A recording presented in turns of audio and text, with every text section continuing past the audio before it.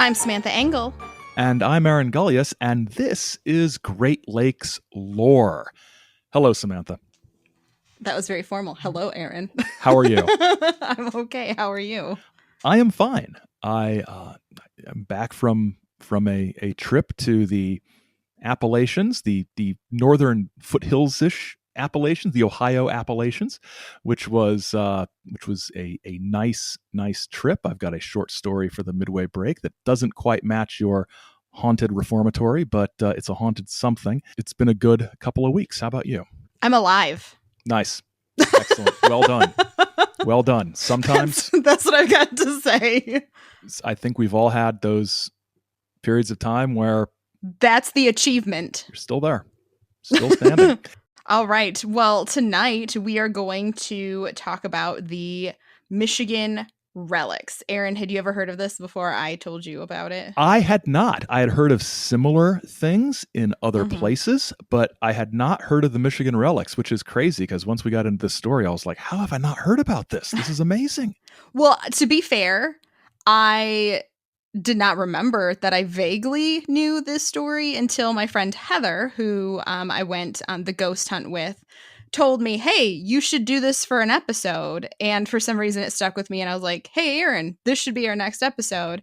It was one of the stories that we shared while we were driving to Ohio for our ghost hunt. So, yeah, I had forgotten that I knew it. And I definitely didn't know this much about it at all. Not at all. So I'm glad we were able to dig into it.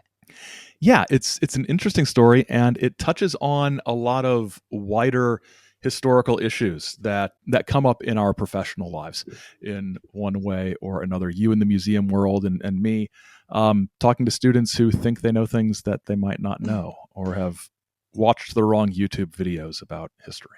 Yeah, I get to talk about museum stuff at the end, and I'm very excited about that. We get to talk about NAGPRA. You'll learn what that is at the end of the episode. I just finger gunned the screen she just did so do you all know. the finger guns for I get very passionate about NAGPRA. NAGPRA, and you texted me, we can talk about NAGPRA, and I'm like, absolutely. I'm like, I gotta Google that. And I did know exactly what it was, but like I told you, not in acronym form. Once you looked it up, you were like, oh yeah, I know what this is. In museums, you just say NAGPRA. Like there will be job postings for museums for NAGPRA specialists. I'm going to stop saying NAGPRA for a while now. So, all right. Well, we are going to start off talking about 3 different sort of background ideas or themes that are going to be important to keep in mind as we go through the story. We figured it would be easier to get these ideas out at the beginning as opposed to interrupting the narrative and confusing ourselves as to where we are in the narrative by the time we get back. So first, we're going to talk a bit about some Native American history, and we're going to talk about the mound builders. The Hopewell and the Adena Native American tribes are both known as mound builders because they built thousands of mounds throughout the Mississippi River Valley and into surrounding areas, into kind of the Midwest Great Lakes region. There are mounds all over the place. For this discussion, we're going to focus largely on the Hopewell, and the Hopewell were believed to be in Ohio as early as 100 BC. They were named after Mordecai Hopewell, who discovered mounds on his property near Chillicothe in the early 1800s. The Hopewell had an extensive trading network, and we know this because of the materials that these items found in the mounds were made from. There was copper from northern Michigan. There was mica from the Carolinas, and there were all of these materials that are found, even all the way out to Colorado. And they were using these things, or they were obtaining items that were already made of these materials and putting them into these mounds. And these mounds were sites of ceremony and sometimes burial sites, and goods were buried with the bodies sometimes. And so that's how we get all of the stuff inside of these mounds. And for those of you listeners from Michigan, there are some famous mounds, the Norton Mounds in Grand Rapids. I remember hearing about it when I was a kid because I'm from about an hour north of Grand Rapids. And unfortunately, at this point, the property is closed off to the public because people were trying to get into those mounds, but they are a National Historic Landmark, I believe. Wow. If you're a listener in Ohio, go see the Hopewell Mound site. in Ohio. It is amazing. I went there last summer. It is it's fascinating to see and to walk around there and just realize that America has layers of culture and civilization that go much further back and much deeper than we sometimes think. It's a fascinating place to walk around. I still haven't gotten to the Great Serpent Mound. I was complaining to Sam before we started recording that I still haven't gotten there, and she remembered me complaining a year ago when I wasn't able to get there. So one of these days, just a complainer. I'm just a guy who can't show up to the Great Serpent Mound when it's open. So another concept is that this sort of touches on, and that we should at least nod at or toward, is the concept of hyperdiffusionism. Or hyperdiffusionism is an archaeological theory or a pseudo-archaeological one. One aspect of hyperdiffusionism is the argument that there was much more contact between ancient civilizations than mainstream historians or archaeologists acknowledge. There was contact, it's claimed by some, for example, between ancient Egypt and the Western Hemisphere, the ancient Phoenicians sailing across the Atlantic and up the Mississippi, or the Welsh coming up and building their forts on the Ohio, like we talked about in the Witch's Castle episode. And this contact between different civilizations in the distant, deep past explains why there are commonalities between some of these cultures. Pyramid-shaped structures. One argument you'll see a lot is there are pyramids in Egypt and pyramid-shaped structures in Mexico. They couldn't have both come up with pyramids separately. Well, yeah, they probably could have, actually. There are only so many shapes. And there are only so many. A fill in the blank sort of is a common thing, because another hyperdiffusional argument is that the study of Native American languages shows links to ancient languages and there's connections between them. Barry Fell, in his book America BC, back in the 70s, I think, said that there were Algonquian words that were Egyptian and Semitic and Celtic and Norse, which is a huge time span and geographic area of languages. And linguists have disputed this convincingly, because a lot of times some of the alleged evidence for these linguistic similarities is, well, this word sounds kind of like this word, and there's only a certain number of sounds the human mouth can produce, right? So there are going to be those similarities, and sometimes these contacts between civilizations are ones where it's things we're aware of. The Egyptians met with the Native Americans who were in the Upper Peninsula and they traded copper or something.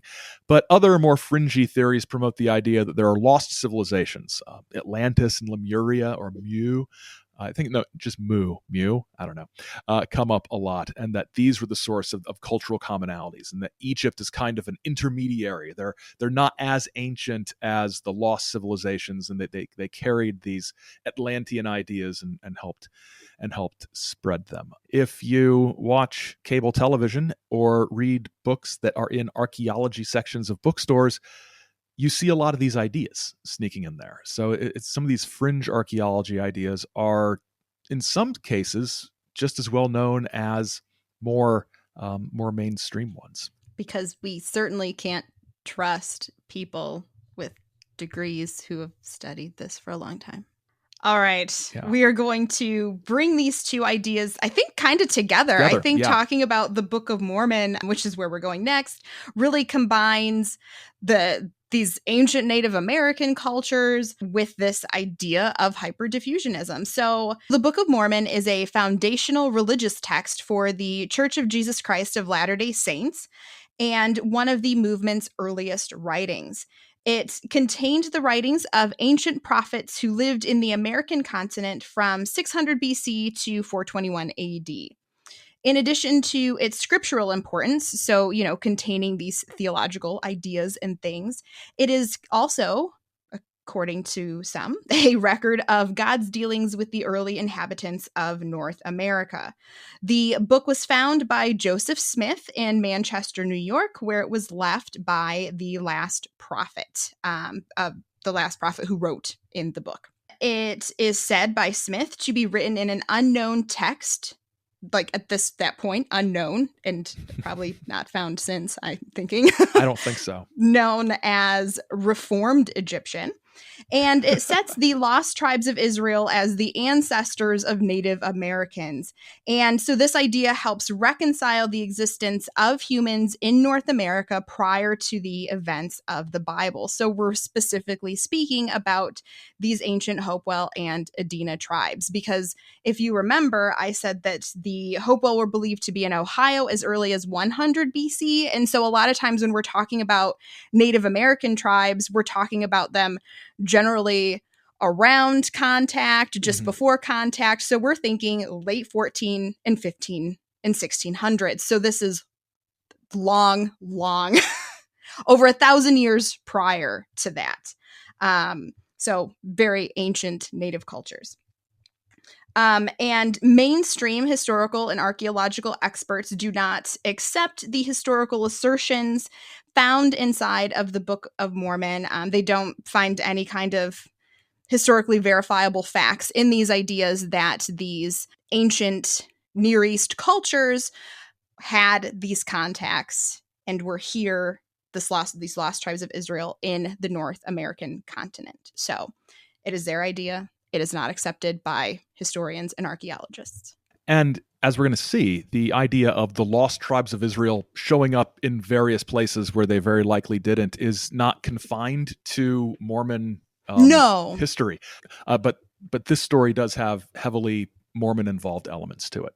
Yeah, that's all I was going to say. I was just going to say that we bring this up. We didn't say why, but we bring this up because eventually the Church of Jesus Christ of Latter-day Saints is going to be sending folks to look at these relics, because they're the kinds of relics that would help prove a lot of these things inside of the Book of Mormon. So yes, and we should say, sort of in connection to that, a key source for our understanding of this is an article published by Brigham Young University called Mormonism's Encounter with the Michigan Relics, which goes into far more detail than we have the time or understanding to. And there's other articles that we'll link to from Brigham Young that we'll link to in the show notes.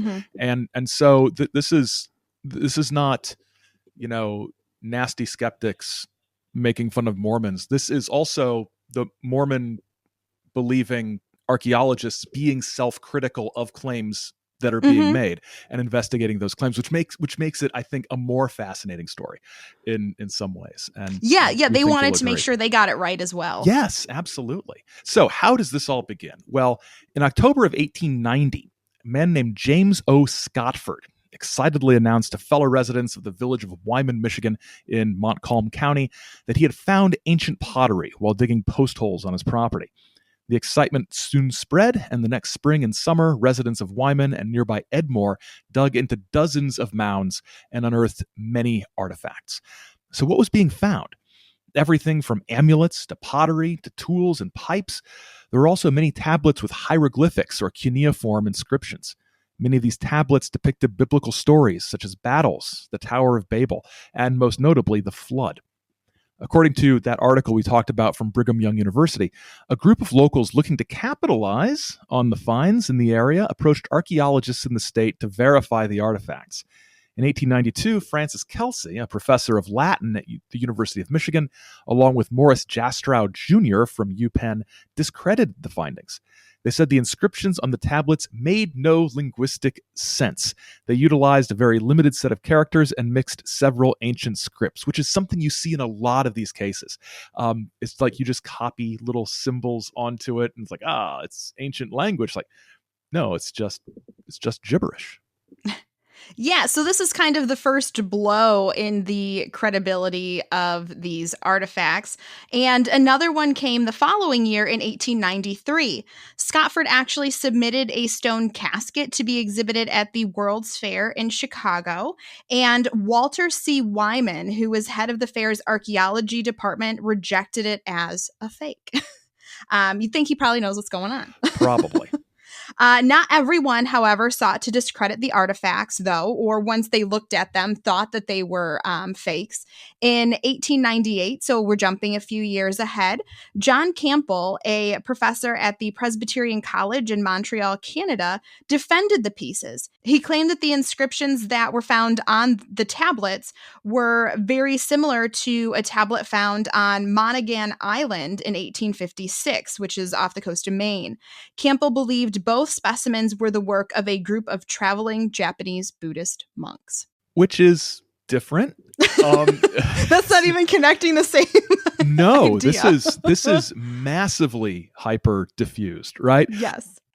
So now we're going to get into a few newspaper articles that were found. And I will say that the article from the Brigham Young University, which we are relying heavily upon, they refer to a lot of articles in the Detroit News. But Aaron was unable to find any place online that had access to Detroit News articles. And the Free Press didn't have as many, but we looked at the sources that the Brigham Young University used, and they were using loads of primary sources. So we trust the things that they did because, Yes. we vetted these things and looked at what they were doing. But we still wanted to bring in a few newspaper articles from the area to see what was being said. In the May 1st, 1903 edition of the Detroit Free Press, we have the headline, "Discovered in a Mound." I love that it's in caps. Yes. I hope I got the caps across in my voice. You did. Discovered in a mound. 2 skeletons that fell to pieces when exposed. Interesting relics that are well preserved. The paper reported that the day before, James Scotford, a painter in Owasso, Michigan, had been fishing with his son and had found a mound near the riverbank that was 3 feet high and 20 feet in diameter, with a large elm tree growing out of the top. We learned that Scotford, quote, had experience in mound digging in other localities, and he spotted this mound as one containing hidden relics. And he resolved to return later and open it. And I do want to point out that when you look at pictures of these mounds, especially the Grand Rapids ones, they really, at this point, do just look like a hill that's covered in grass and trees and stuff. Yeah. So it's not like some very unique, formed sand hill or, it's not like a tiny pyramid. Right. I was going to say, if you've seen pictures of some of the mounds in Ohio, they are very steep and very clearly sort of, they've been shaped and crafted. The ones in Michigan are not. And that's probably just because of how they've been treated for so, I think a lot of the ones around here maybe weren't discovered as early or whatever. And so they weren't, or just the difference in the environment, the flora and the fauna that are around them as well. So, okay, so back to the article. Sorry for the little side trip. So Scotford began digging, and when he reached the level of the ground, he found a skull which, quote, fell to pieces when it was exposed to the air or touched with the shovel, end quote. He then found a skeleton as well as a pipe of elegant shape, a bowl, a tobacco jar, and a piece of pottery, which has the head of a sphinx and the hind parts of a winged griffin or lion. The items were made with a mold, it appeared, and the decorative work is unlike the work of Indians. Scotford claimed that the items were so well preserved because they were protected by the roots of the elm tree which surrounded them, which makes no sense. No, not at all. But I swear that's what the newspaper said. I know. Everybody thinks, boy, let's plant a tree right next to our house because those roots are going to protect our foundation. They're going to surround everything and just cradle it in their loving embrace. So a few days later, on May 5th, we have another newspaper article. We get a little more background on James Scotford. Scotford, we are told, possesses the magic divining rod which points the way to historic mounds. Interesting. Although working as a house painter, he studied archaeology in England. Scotford told the writer that Michigan is particularly rich in ancient historic mounds and that he had also researched mounds in England, Canada, Ohio, Colorado, Virginia, and Illinois. In 1907, 2 more men joined Scotford in his relic adventure, and the first was Daniel E. Soper, former Michigan Secretary of State and longtime collector of Native American antiquities. And that phrase makes me cringe. I know. Just so you all know. I know. We use the phrase because it's sort of of the period. I But know. yeah, antiquities. It's just collect. Like he is a collector of Native collector. American antiquities. Yeah, okay. Yeah, that belongs in a museum. Which is that exactly. Nobody should be collecting these things. So Soper had something of a checkered past. He was forced to resign as Secretary of State in 1891 after being suspected of corrupt conduct and malfeasance in office. And if you Google Daniel Soper, you will find almost nothing except references to the Michigan Relics.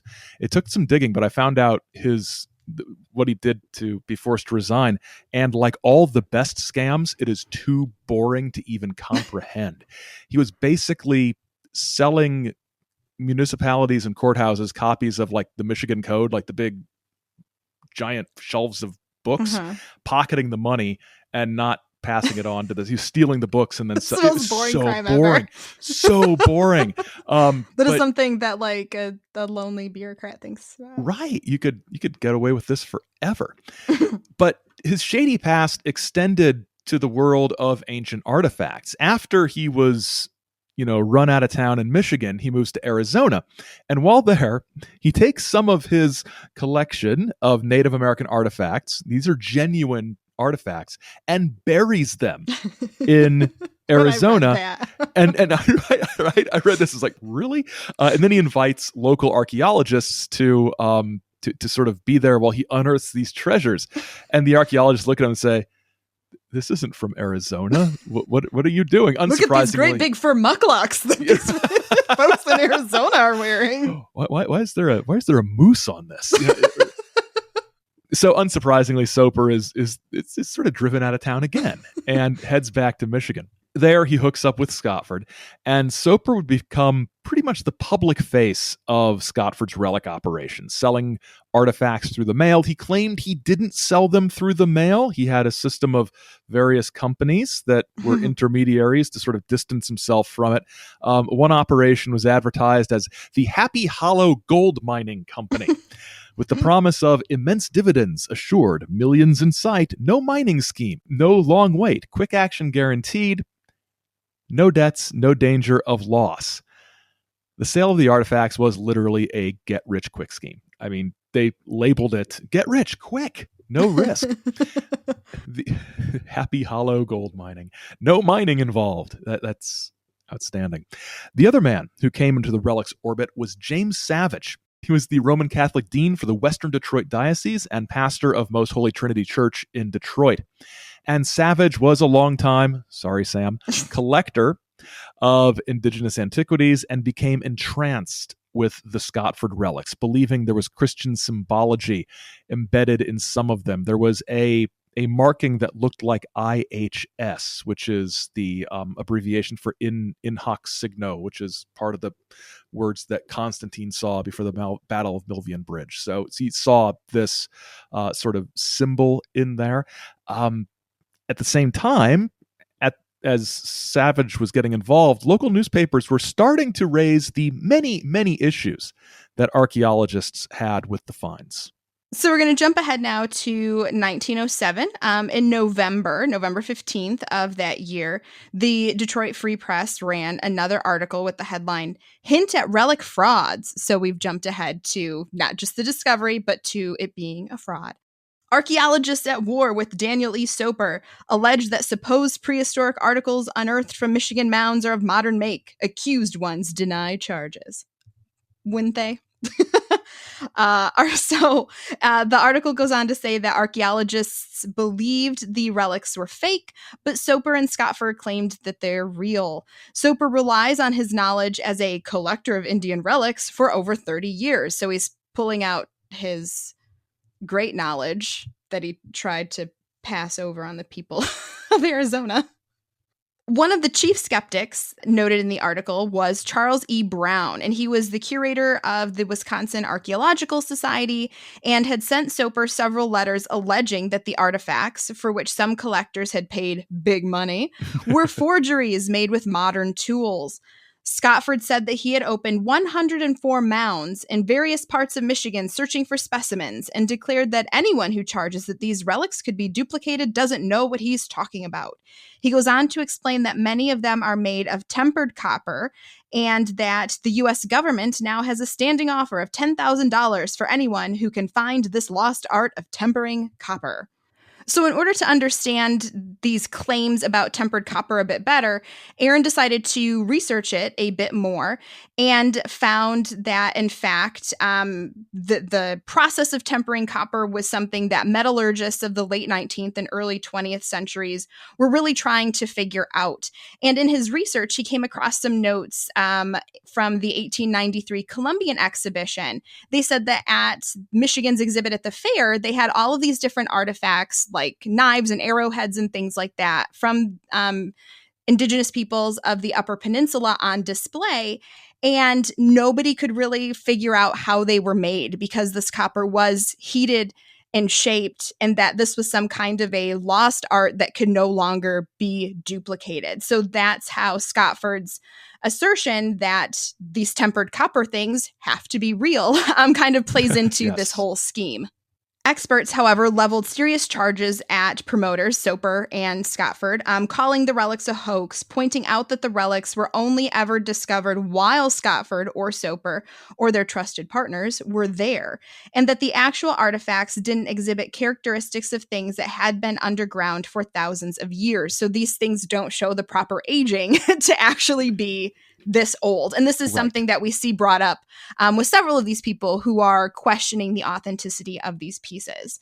Accusations and defenses went on for several years, during which time the group dug open hundreds of mounds. And so we've seen Father Savage get involved, seeing Christian symbolism in these in some of the tablets. Religious motivations have always been one of the driving forces behind pseudo-archaeological claims, as we talked about at the top of the episode.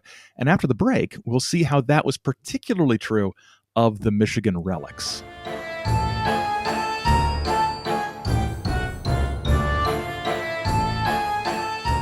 Next time, we'll have an episode. Yes, and I think we have planned something creepy and supernatural. Yeah, we want to go back that route after this very history heavy episode. But this is legends, this is lore, so Yep. And next time there'll be legends and lore with maybe, some super creepy stuff. Absolutely some super I'm creepy hoping stuff. for ghosts. Yeah, I think ghosts, yes. Next time, some kind of ghosts. Or some. So it is written. Because we get to make these decisions. So it is written, so let it be done. You can find Great Lakes Lore on social media, on Twitter and Facebook at Great Lakes Lore. You can email us at greatlakesLorePodcast@gmail.com. We're on Instagram as Great Lakes Lore. You can check out the website, greatlakesLore.com. Noticing a pattern. The phrase Great Lakes Lore appears very often. And, connect with us, comment on episodes, ask questions, interact with us. It's fun. Yeah, and you can also subscribe to our Patreon if you want more of Aaron and I. You can find us at patreon.com/Chizomedia.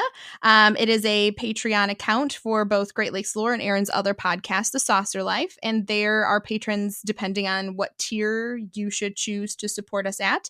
You get early access to episodes. We do a post-recording wrap-up of every episode, so that video or just the audio, whichever you prefer, goes up there. We have blog posts. We do a bonus episode for each show every month. So there's lots of bonus material and content there for you to consume. And we have 2 different tiers. So check it out and see if there is something that fits for you. Yes. And before we get back to it, I just want to tell you, I tried to have a ghost adventure, not on the same level as your haunted reformatory, but when we were vacationing down in Ohio, there was a haunted train tunnel on a rail trail, the Moonville, which is Moonville. It's just such a cool sort of name for a place. And it was supposedly haunted. And the biggest, most terrifying adventure was finding it, because it's just like this long trail, but where is the actual tunnel? So we took the family minivan on a little 2-track track that no minivan should have been on until it was blocked by a tree.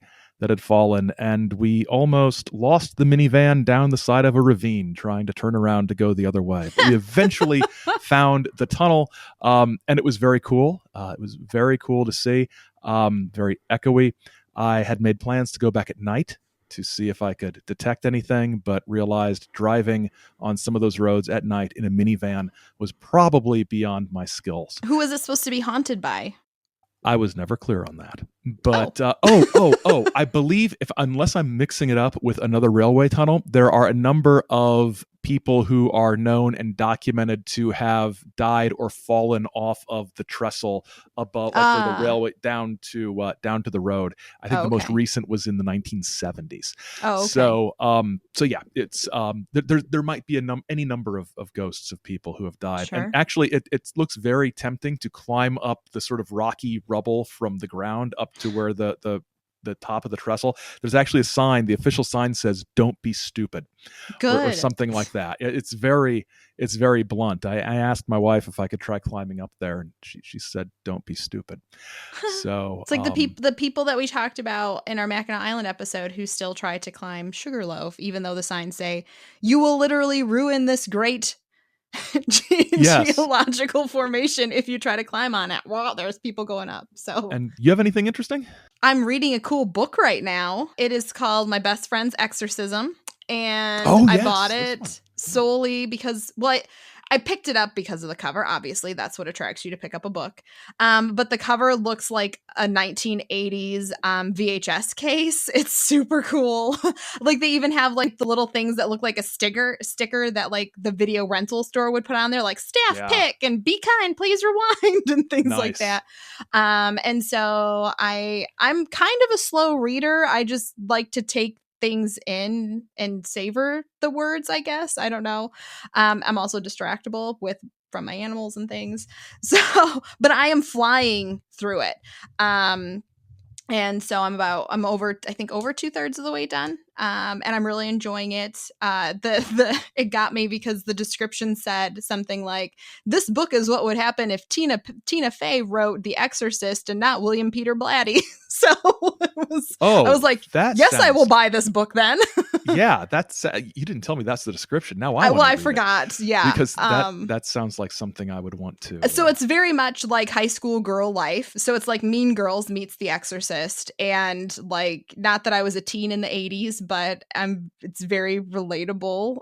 Still, cliques and things, but on top of it, their friend might be possessed. So, it takes place in Charleston, South Carolina. So there's a lot of like class and privilege issues going on as well at this private school, and one girl's just there on scholarship. It's a whole thing.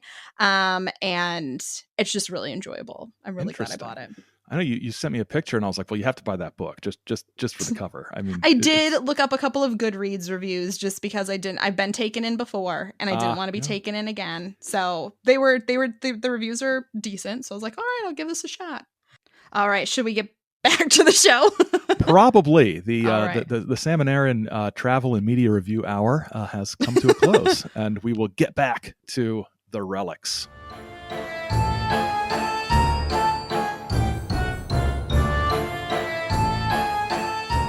So Father Savage wasn't the only religious figure who had an interest in the Michigan relics. Rudolf Etzenhauser was a Mormon elder who worked with Soper, Scotford, and Savage in discovering and promoting the relics. He believed them to be verification of the historical accuracy of Mormon scripture. And in 1910, he published a photo collection of the relics, sort of a brochure, and mailed copies to museums, scientific societies, and archaeologists around the country. So Etzenhauser's work was to promote this to other scholars, and we're getting to the period where the most intense scrutiny on the relics is going to be, and a lot of it is due to Etzenhauser saying, "Hey, everybody, look at this," and people saying, "I think we will look at this," and looking at it. So Etzenhauser believed that the relics confirmed the historical narrative of the Book of Mormon. What did Father Savage believe, being Roman Catholic and not Mormon? Well, according to an article in the Detroit Free Press in February 12, 1911, one of the most significant relics was a pair of tablets that portrayed the creation of man, the fall of man, the deluge, which is a word we really need to bring back for flood, Babel, the dispersion, and the attempted sacrifice of Isaac. And Savage explains that, in his opinion, the mounds in the Lower Peninsula was built by, in his words, the people who worked the copper mines of Lake Superior. And the mounds were a place to bury their dead. These copper miners, Savage explained, quote, were descendants of the 10 lost tribes of Israel. So from a non-Mormon perspective, we've got the 10 lost tribes of Israel showing up in North America. These descendants of the 10 lost tribes of Israel were eventually destroyed, Savage said, by the Indians. And this, he says, refers to a tradition current among the Attawandaron Indians that their fathers latterly exterminated a great white people. And this is an idea that goes back a ways in American history, that there was a lost race of white people who had been there before the Native Americans, and that the Native Americans had wiped out. And Andrew Jackson, in one of his State of the Union addresses, brings this up as one of the justifications for Indian removal during the 1830s, is that, well, the Indians weren't even the original inhabitants. They slew the original white inhabitants who were here first. So this idea has a long history of being used as a justification for conquest of the Native Americans. Savage also describes some of the other relics that were found, including one found south of Grayling, Michigan, which depicted a battle between, quote, these prehistoric people and the Indian. And he called these war tablets. He said there were 7 of them in total. And Savage drew some conclusions about this whole conflict from these tablets. He said, judging from the number of war tablets, the labor it must have taken to make them, the accuracy displayed in description, and the distance apart were found, one would naturally conclude that these wars were many, protracted, and general. He's making an awful lot of assumptions about the prehistory of North America based on 7 tablets found in Michigan. But he was convinced that the artifacts sort of told this true story. So by this point, we have 2 figures who are representatives of different religious traditions with different sort of historical visions of what had happened in the past, both believing that the Michigan relics confirmed their claims. We also have connections to, like I said, long-standing historical assumptions about this pre-Native American people. So now we're going to introduce somebody new to the story, and his name is James Tallmadge, and he begins to conduct some investigations. And it should be noted that there were a number of scholars and antiquarians who were interested in the relics, but we're just going to focus on Tallmadge in part because the article from Brigham Young University largely focuses on Tallmadge, and he's going to be an important figure throughout these investigations, not just like somebody floating in, having an opinion, and floating back out. So Mormon interest in the relics extended beyond Etzenhauser. In 1909, James Tallmadge was the director of the Deseret Museum in Salt Lake City, Utah. Tallmadge was conducting a tour of museums in the eastern United States because the Deseret Museum had been closed. They were doing some updates and things like that, and he wanted to see what other museums were doing and really look at how, the Deseret Museum could be better with its opening and what exhibits it could have and that kind of thing. So during this tour, he learned about the Michigan relics while talking with the state archaeologist of Ohio, William Mills, who believed the relics to be authentic. Tallmadge began talking to Soper and Savage about the artifacts. Tallmadge was interested in the parallels between events depicted on some of the tablets and historical events in the Book of Mormon. This was an area of long-standing interest for him. In 1899, he wrote a book entitled The Book of Mormon, an account of its origin with evidences of its genuineness and authenticity. And of course, you can imagine that any member of the LDS Church who had an interest in history would be interested in trying to find the artifacts that would prove everything true, right? So absolutely, it all makes sense. So conferring with LDS leadership, Tallmadge began a thorough investigation of the relics, heading to the Detroit area and working with Soper and Scotford on their excavations. He was present for a number of finds, including another tablet depicting warfare between Native Americans and what Tallmadge described as a force of, quote, civilized people. Tallmadge... Tallmadge consulted with a number of experts about the relics because at this point he's interested in putting together, if they are real, an exhibit. This would be a great first exhibit for the reopening of his museum. But he wants to make sure that these things are legit. And if not, he still has a plan for them as well. I like this guy a lot. Yes, me too. He's a good museum professional. Yes, I enjoy it. You can spin that exhibit however you want. So he's consulting with a number of experts, several of whom, such as the chief of the Bureau of American Ethnology in Washington, told him they were not genuine. The Washington ethnology expert said, quote, "The objects are plainly non-Indian and are therefore not genuine archaeological specimens from the region."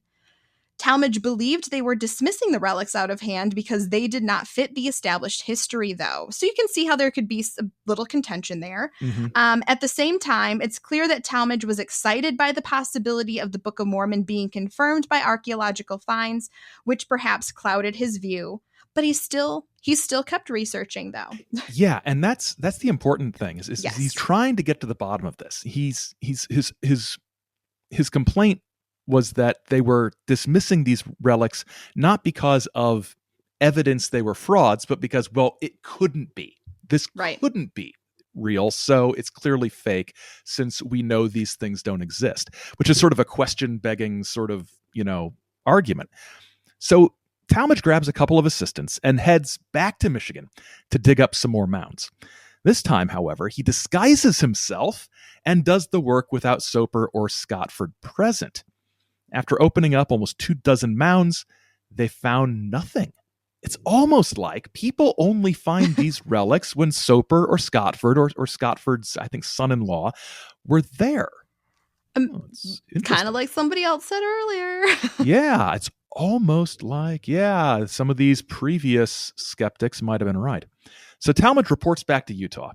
And he's asked by the church leadership to continue his investigation, which at this point involved a much more thorough examination of some of the relics than he was able to accomplish in the field in Michigan. So he's back home. He's got all his facilities and tools and microscopes and all kinds of stuff.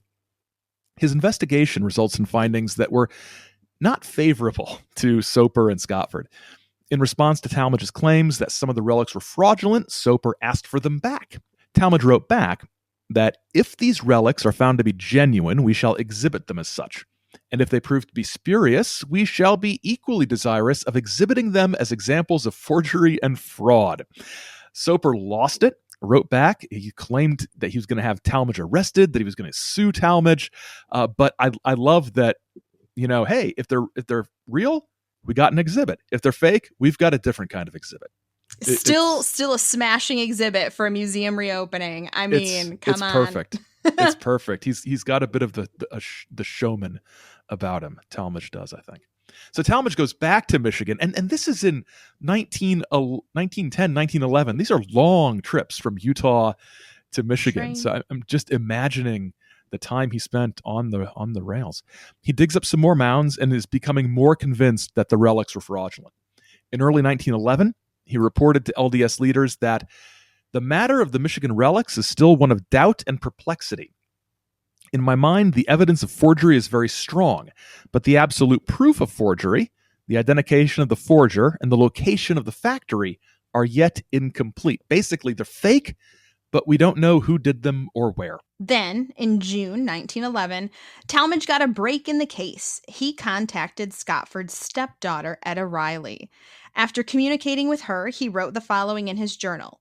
"She has solemnly declared to me that she positively knows her stepfather, James Scotford, has made, buried, and dug up many of the articles reported to be genuine archaeological relics. She gave circumstantial details and agreed to sign a written statement with the proviso that such statement shall not be made public without her consent during the lifetime of her mother." Which is, that's very considerate. Yeah. I mean, who knows what kind of threats might have been carried out, if Scotford knew that the stepdaughter knew. Yeah. Riley delivered on her statement, telling Tallmadge that Scotford manufactured the relics at his home. But as Tallmadge was building his case for forgery, other scholars pushed ahead with promoting the relics, particularly the tablets showing biblical or historical scenes, as not only genuine but revolutionary. J.O. Kinnaman declared that not only the history of the American continent will be revolutionized and rewritten, but the entire ancient history of the world will have to be revised. And as a result, our knowledge of civilization and of the Caucasian race in general will extend thousands of years back to the wildest dream of the most enthusiastic archaeologists now working in Oriental fields. After a University of Chicago scholar denounced the tablets as fake, Kinnaman admitted that he'd been fooled. So he puts out this really grand statement, and then he's like, "Oh, God, it's like, oh gosh, you're right. These aren't real." Right. But one thing that always struck me about that is the Caucasian race in general. So this is revolutionary in the history of the white people, but aren't these the descendants of the 10 tribes of Israel who were pretty resolutely not white? In September 1911, Tallmadge reached a conclusion in his investigation. The most damning of his many arguments included the fact that nearly all of the discoveries were made by Scotford or in the presence of Scotford. The bodies were buried just a foot or two below the surface of the ground. Most of the relics were so fresh as to be practically new, and when examined under a microscope showed fresh tool marks. Corrosion on the copper artifacts was caused by chemicals rather than the slow process of time, it was concluded. Further, the copper itself was modern commercial copper, and to particular favorites, the articles exhibit haphazard, offhand, slovenly sketching, unlike the careful work of ancient artists, and the characters are a jumble thrown together without regard to origin, which we're getting back to that very same critique that Kelsey, the linguist or the Latin expert from the University of Michigan, said way back in the 1890s. We are back to the same argument. Later, it's still not a real language, folks. It's just a bunch of letters. But maybe it's Reformed Egyptian. Yeah, Reformed Egyptian, without question.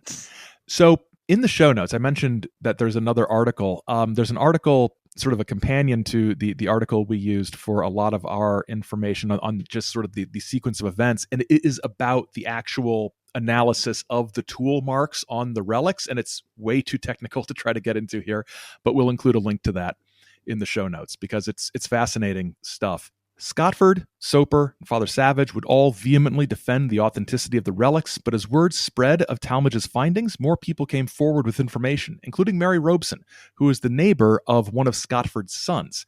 She claims the Scotford boys had come to her and told her that they helped their dad make and bury the artifacts. The sons responded that they did tell her this, but they told her that as a joke. Oh yeah, we did tell her we made the whole thing up, but we were kidding? That sounds unconvincing. Scotford and his sons kept digging, while Soper and Savage continued to market the finds as genuine. Skepticism increased as the years went on, but the two men pushed for the relics until their death in the 1920s. Curiously, there were no more discoveries following the deaths of Soper and Savage and Scotford. Soper's collection was left to his son, while Father Savage left his to the University of Notre Dame. In the 1960s, there was an effort by Milton Hunter, president of the New World Archaeological Foundation, part of Brigham Young University, to examine or re-examine the Scotford relics. He acquired the Soper collection from Soper's son, and he hoped he would be able to prove the authenticity of the relics and especially translate the unknown language. He sent samples of this to linguists around the world, none of whom were able to come up with translations. And although he had some support from other Mormon archaeologists, the relics are still considered frauds among professional archaeologists, and even many pseudo-archaeologists say, no, these Michigan things, those are fake. Yeah, there's a lot of stuff that isn't fake, but the Michigan stuff's a fake. Some belief does persist, but not on the same scale as some other archaeological frauds we're going to see over the years. So, in wrapping up, we've reached the end of the tale, and so we're going to have some of our closing thoughts. And I think the big thing, the big question that I had, and we have several points under here, is why the story is worth telling. Why did we just spend an hour of your life telling you about these artifacts that were found in quotes in Michigan that are not real. So one issue is that the collecting and selling of historical artifacts, including human remains, has been a problem throughout history. This is not something, just unique to the Michigan relics. This is a problem, and it's a problem not just because there are fake things being sold, but I think a worse problem, honestly, is that real things are being bought and sold. Yeah, I mean, especially if you think about like all of the sacking of the pyramids that went on, and I mean, British folks with lots of money would have like mummy unwrapping parties in their house. Yeah. I mean, that they would grind bits of mummy into like their face creams and tonics and crap. Like, that's not okay. No, that's and weird. You would never do that to another English person. So. No, you wouldn't. And that's something that kept sort of being in my mind. Is like, you wouldn't do this to other graves. If you knew there were graves, you wouldn't just start indiscriminately like digging up graves, wondering what you might find. Yeah, and this fits in with let's just move the NAGPRA conversation up to now, because I think it fits with this. Because this is especially a problem because in North America, where, and across the globe, but for us specifically here and for this conversation, people continually would collect, desecrate, and trade Native American artifacts. And that continued long into the 20th century. This is not a turn of the century problem, but these kinds of things have been happening until just a couple decades ago. And so that's something that I thought it would be important to talk about, and how this thing that was happening wouldn't be able to happen today, because in 1990, although it took until 1990 to pass the Native American Graves Protection and Repatriation Act, known as NAGPRA. And museums have specific like job posts sometimes to have a NAGPRA specialist. And so this act is viewed as a human rights act because it was enacted to protect the cultural and biological remains of Native American peoples. White bodies, whether it be governments, museums, these official sort of groups, no longer had authority over past and future archaeological findings related to indigenous peoples. So tribes needed to be consulted to determine if items in collections, so things that were already there, could remain there, or if they wanted them back. So whether it's a skeleton or a pot or an arrowhead or whatever, it then became, and there was a time limit, and I think we're getting close to that time limit. I forgot to look it up, but there were so many years that these people, museum professionals, were supposed to have to contact the tribes and figure out if these items could stay in the collection, had to be repatriated, or whatever. Additionally, tribes had to be consulted when new artifacts were discovered. So if archaeologists are out digging and they're like, oh, hey, look, Native American remains or, artifacts or whatever, they can't just dig them up for the museum, which is still better than going into the hands of a private individual. They need to contact the folks who, the tribe that those would be affiliated with, and work with them to determine how to handle it, whether they leave it alone, what exactly they do with this archaeological site. Yeah, and that's something, like you said, didn't exist, codified until 1990. Yeah. And even before it was law, I mean, there's a lot of, I assume, debate within the museum and archaeological world about what should be done, and a sense that something more proper should be done. And that sentiment that you can't just plunder things, that goes almost back to the time period that this story took place in. Yeah, I mean, it was really hit or miss. I was actually listening to another podcast recently called National Parks After Dark, and they had this story about mounds, and I forget where it was, somewhere in the smack in the middle of the country, Iowa or something like that. Yeah. There were all of these mounds, and at some point it was a national park, and it turned out that the head ranger, if that's what you'd call them, something like that. That sounds like a title. Yeah. There's a lot to the story, and I don't remember all the details, but they ended up finding garbage bags full of remains at his house. Oh. And he had a lot of like, oh, well, we didn't want to have to like give these back to the people. Like they don't know how to care for them. And this was somebody who had been there for a long time and, you know, either felt some kind of sense of ownership over them. He couldn't have felt like they were going to survive better in the conditions he put them in because they were like crumbling away pieces of bone by that point because they'd been in a garage in garbage bags. So it's not like he even had the thought of like, they'll be better in the museum. I don't know. I mean, it was a lot of people had opinions and bad ones. Yes. So one of the things I found interesting is you mentioned to me or in our notes about the American Alliance of Museums. Mm-hmm. And we're in this sort of transition period from gentlemen antiquarian collectors who are sort of it's sort of a very bougie upper class pastime to, you know, hire some men to dig that mound out and see if there's anything for my collection, sort of thing. And these people had knowledge and were trying to learn things, but it wasn't an organized academic pursuit. And we're seeing the emergence of a professionalization of archaeology. And the museum professionals too. And I don't think we touched on this when we were talking about Tallmadge visiting all these other museums. Some of the things that while he was out east, he attended the AAM annual meeting, the American Alliance of Museums. They had just begun in 1906. And so, you know, here's a group of professionals, and museum professionals are going to range from, you know, probably librarians, public historians. I mean, at this point, different people, archaeologists, though, would definitely be in the mix there. And that's where he met some of these people who he talked about with these findings. But these are folks who are getting together trying to determine what these best practices for museums are. So how do we care for things? You know, how do we figure out where they came from? You know, what is the provenance of the item? So they are at this point in 1906 trying to set these standards, and AAM still today is like the gold standard for how museums operate. I mean, it's 1906, right?